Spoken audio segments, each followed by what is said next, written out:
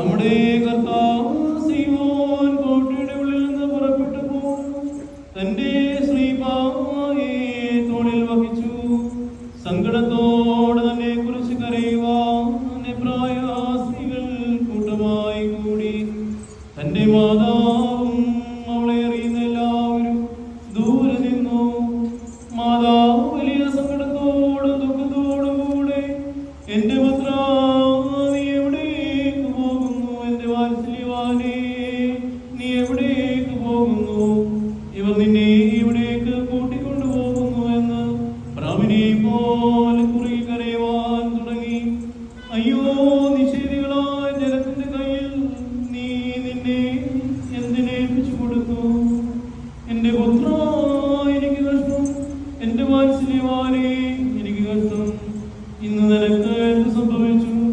ഞങ്ങൾക്ക് വേണ്ടിയുണ്ടായ നിന്റെ കഷ്ടാരവും ഞങ്ങളെ പ്രതിയുള്ള നിന്റെ താഴ്മയും വാഴ്ത്തപ്പെട്ടതാകുന്നു.